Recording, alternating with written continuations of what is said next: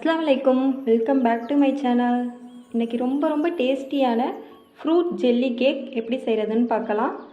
அதுக்கு தேவையானது ஆப்பிள், மாதுளை, ட்ராகன் ஃப்ரூட் எடுத்திருக்கேன், கிவி, அப்புறம் வாட்டர்மெலன், கிரேப்ஸ் எடுத்திருக்கேன். இது எல்லாத்தையும் கட் பண்ணிக்கலாம். இப்போது ஒரு கடாயை ஹீட் பண்ணிவிட்டு 2 கப் அளவுக்கு தண்ணீர் சேர்த்துக்கலாம்.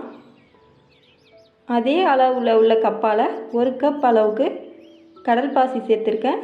கடல் பாசினா அகர். இதை சேர்த்துட்டு நல்லா மிக்ஸ் பண்ணி விடுங்க. மீடியம் டு ஹை ஃப்ளேமில் வச்சு இதை குக் பண்ணுங்கள். கடல் பாசி எல்லாம் நல்லா கரைஞ்சி வரணும், அந்த அளவுக்கு குக் பண்ணணும். இதை நல்லா கொதிச்சு வந்துடுச்சு. இப்போ இதை நல்லா கலரி விட்டுக்கோங்க. இப்போ தான் நம்ம சேனலில் ஃபஸ்ட் டைம் பார்க்குறீங்கன்னா மறக்காமல் சப்ஸ்கிரைப் பண்ணிவிட்டு பாருங்கள். இப்போது கடல் பாசி நல்லா கரைஞ்சிருச்சு. 3/4 கப் அளவுக்கு சுகர் சேர்த்துருக்கேன். கடல் பாசி நல்லா கரைஞ்சதுக்கப்புறம் தான் சுகர் சேர்க்கணும். அப்படி இல்லைன்னா அதில் 1-2 தெரிய ஆரம்பிச்சிடும். 5 நிமிஷம் நல்லா கொதிச்சதுக்கப்புறம் அடுப்பு ஆஃப் பண்ணிடலாம். நம்ம ஃப்ரூட்ஸ்லாம் கட் பண்ணி வச்சாச்சு. இப்போது ரெடி பண்ண கடல் பாசியை ஒரு டின்னில் நீங்கள் எதில் வைக்க போகிறீங்களோ அதில் 3 ஸ்பூன் அளவுக்கு எடுத்து ஊற்றிக்கலாம். ஃபஸ்ட்டு கிவி வைக்கிறேன். நீங்கள் உங்களுக்கு பிடிச்ச மாதிரி எப்படி வேணுமோ வச்சுக்கலாம். அதுக்கு மேலே கொஞ்சமாக திராட்சை சேர்த்துக்கிறேன். அதுக்கப்புறம் கொஞ்சமாக மாதுளப்பழம் போட்டுக்கலாம். இந்த மாதிரி சாப்பிட்றதால ரொம்பவே ஹெல்த்தியும், அதே மாதிரி குட்டீஸ்லாம் கலர்ஃபுல்லாக இருக்கிறதால ரொம்ப விரும்பி சாப்பிடுவாங்க. ட்ராகன் ஃப்ரூட் வச்சதுக்கப்புறம் திரும்பவும் ஆப்பிள் சைடில் வச்சுக்கோங்க.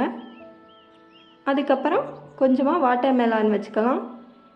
இதே ஸ்டெப்பை தான் ஃபாலோ பண்ணணும் ரிப்பீட்டாக. திரும்பவும் ஃப்ரூட்ஸ் எல்லாத்தையும் மேலே வச்சுக்கிறேன்.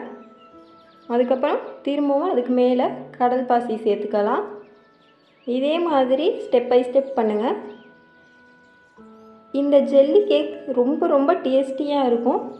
சாப்பிட்றப்ப எல்லா ஃப்ரூட்ஸோட மிக்ஸும் கலந்து இருக்கிறதால சாப்பிட்றப்ப நல்லா க்ரன்ச்சியாக, புளிப்பாக, இனிப்பாக நல்லா சூப்பராக இருந்துச்சு. கண்டிப்பாக ட்ரை பண்ணி பாருங்கள். உங்கள் வீட்டில் உள்ளவங்க எல்லோரும் விரும்பி சாப்பிடுவாங்க. திரும்பவும் இதே மாதிரி ஃப்ரூட்ஸை செட் பண்ணிவிட்டு மேலே அகர் ஊற்றிக்கலாம். இதை ஒரு 2 மணி நேரமாச்சும் ஃப்ரிட்ஜில் வச்சு செட் பண்ணணும். ஃப்ரீசரில் வைக்காமல் ஃப்ரிட்ஜில் வச்சு செட் பண்ணுங்கள். இது நல்லா செட் ஆகி வந்துருச்சு. ஒரு ஸ்பேச்சுலா வச்சு சைடில் லைட்டாக எடுத்து விட்டுட்டு பிளேட்டில் எடுத்துக்கோங்க. பார்க்குறப்பவே எவ்வளோ கலர்ஃபுல்லாக டெம்டிங்காக சூப்பராக இருக்குது பாருங்கள். உங்கள் வீட்டில் ஃப்ரூட் சாப்பிடாதவங்க யாராக இருந்தாலும் இந்த மாதிரி செஞ்சு கொடுத்தீங்கன்னா ரொம்ப விரும்பி சாப்பிடுவாங்க. இந்த வீடியோ உங்கள் எல்லாருக்கும் பிடிக்கும்னு நினைக்கிறேன். பிடிச்சிருந்தால் லைக் பண்ணுங்கள், கமெண்ட் பண்ணுங்கள், உங்கள் ஃப்ரெண்ட்ஸ் அண்ட் ஃபேமிலி கூட ஷேர் பண்ணுங்கள். மறக்காமல் நம்ம சேனலை சப்ஸ்கிரைப் பண்ணுங்கள்.